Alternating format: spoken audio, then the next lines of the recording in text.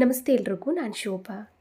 ಮನೆಯಲ್ಲಿ ದೋಸೆ ಅಥವಾ ಇಡ್ಲಿ ಮಾಡ್ತು ಅಂದರೆ ತಪ್ಪದೆ ಒಂದು ಸಲ ನೀವು ಈ ವಿಧಾನದಲ್ಲಿ ಟೊಮೊಟೊ ಚಟ್ನಿ ಮಾಡಿ ನೋಡಿ, ತುಂಬ ರುಚಿಯಾಗಿರುತ್ತೆ. ದೋಸೆ ಇಡ್ಲಿಗೆ ಅಂತಲೇ ಅಲ್ಲ, ಚಪಾತಿ, ರೊಟ್ಟಿ, ರೈಸು ಎಲ್ಲದಕ್ಕೂ ಪರ್ಫೆಕ್ಟಾಗಿರುತ್ತೆ. ಇದನ್ನು ರೆಡಿ ಮಾಡ್ಕೊಳ್ಳೋದಕ್ಕೆ ಜಾಸ್ತಿ ಸಮಯ ಕೂಡ ಬೇಡ, ತುಂಬ ಕಡಿಮೆ ಸಮಯದಲ್ಲಿ ಸಿಂಪಲ್ಲಾಗಿ ಮಾಡ್ಕೋಬೋದು. ಖಂಡಿತ ಟ್ರೈ ಮಾಡಿ. ಬನ್ನಿ ಮಾಡೋ ವಿಧಾನ ನೋಡೋಣ. ಇವಾಗ ಮೊದಲಿಗೆ ಈ ಟೊಮೊಟೊ ಚಟ್ನಿನ ರೆಡಿ ಮಾಡ್ಕೊಳ್ಳೋದಕ್ಕೆ ಗ್ಯಾಸ್ ಆನ್ ಮಾಡಿ ಒಂದು ಪಾತ್ರೆನ ಬಿಸಿ ಇಟ್ಟು 1-2 ಸ್ಪೂನ್ ಆಗುವಷ್ಟು ಎಣ್ಣೆ ಹಾಕ್ಕೊಂಡು, ಎಣ್ಣೆ ಬಿಸಿ ಆಗಬೇಕಾದ್ರೆ ಇದಕ್ಕೆ ಸ್ವಲ್ಪ ಕಡಲೆ ಬೀಜನ ಹಾಕೋಣ.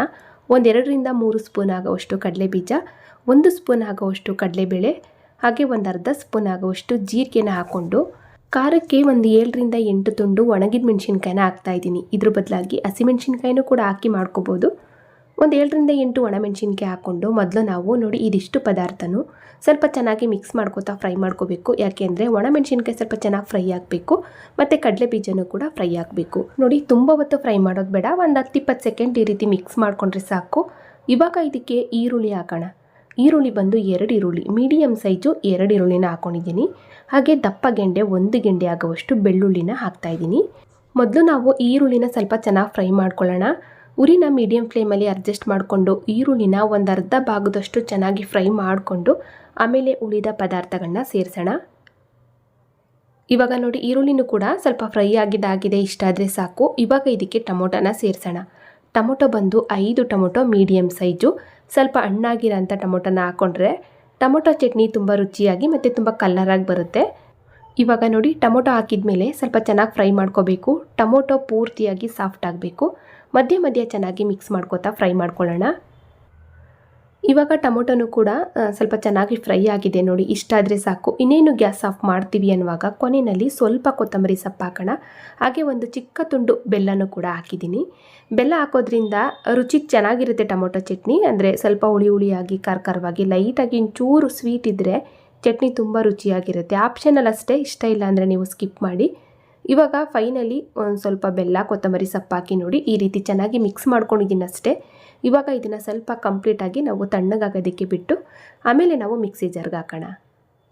ಇವಾಗ ಹುರಿದು ಬಿಟ್ಟಂಥ ಎಲ್ಲ ಪದಾರ್ಥನೂ ಕೂಡ ಬಿಸಿ ಆರಿದ್ಮೇಲೆ ಮಿಕ್ಸಿ ಜಾರ್ಗೆ ಹಾಕ್ತಾಯಿದ್ದೀನಿ. ಎಲ್ಲನೂ ಕೂಡ ಹಾಕ್ಕೊಂಡು ಇವಾಗ ಸ್ವಲ್ಪ ಗ್ರೈಂಡ್ ಮಾಡ್ಕೊಳ್ಳೋದಕ್ಕೆ ನೀರು ಹಾಕ್ತಾಯಿದ್ದೀನಿ. ಸ್ವಲ್ಪ ನೀರು ಹಾಕ್ಕೊಂಡು ಕೊನೆಯದಾಗಿ ಉಪ್ಪು ಹಾಕೋಣ. ರುಚಿಗೆ ನೋಡಿಕೊಂಡು ಉಪ್ಪನ್ನು ಸೇರಿಸ್ಕೊಳ್ಳಿ.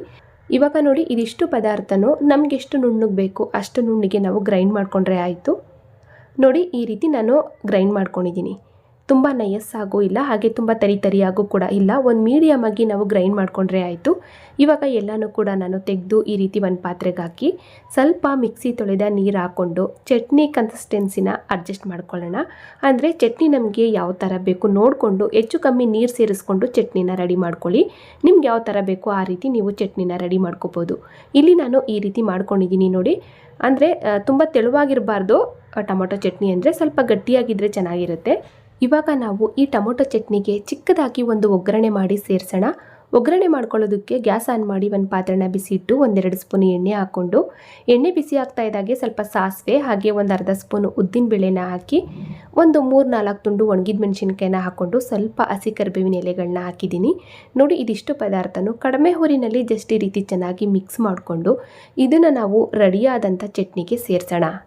ಇವಾಗ ನೋಡಿ, ಇಷ್ಟೇ. ಇದು ಚಿಕ್ಕದಾಗಿ ಒಂದು ಒಗ್ಗರಣೆನೂ ಕೂಡ ಮಾಡಿ ಸೇರಿಸಿದಾಯಿತು. ಚೆನ್ನಾಗಿ ನಾವು ಮಿಕ್ಸ್ ಮಾಡ್ಕೊತು ಅಂದರೆ ಸಖತ್ ರುಚಿಯಾದ ಮತ್ತು ಅಷ್ಟೇ ಸಿಂಪಲ್ಲಾಗಿ ಒಂದು ಟೊಮೊಟೊ ಚಟ್ನಿ ರೆಡಿಯಾಗುತ್ತೆ. ಇಡ್ಲಿ, ದೋಸೆ, ಚಪಾತಿ, ರೈಸು, ರೊಟ್ಟಿ ಎಲ್ಲದಕ್ಕೂ ಪರ್ಫೆಕ್ಟಾಗಿರುತ್ತೆ. ಇದನ್ನೇನಾದರೂ ನಾವು ಸ್ಟೋರ್ ಮಾಡಿ ಇಡ್ತೀನಿ ಅಂದರೆ ಫ್ರಿಜ್ಜಲ್ಲಿ ವಾರಾನುಗಟ್ಟಲೆ ಸ್ಟೋರ್ ಮಾಡಿ ಇಡ್ಬೋದು.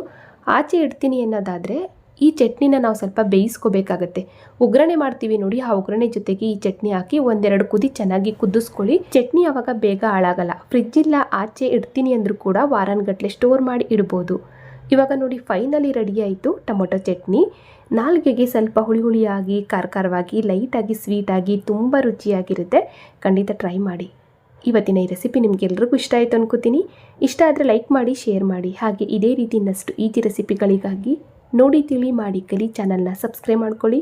ಹಾಗೆ ಬೆಲ್ ಬಟನ್ ಕೂಡ ಕ್ಲಿಕ್ ಮಾಡಿ. Thank you.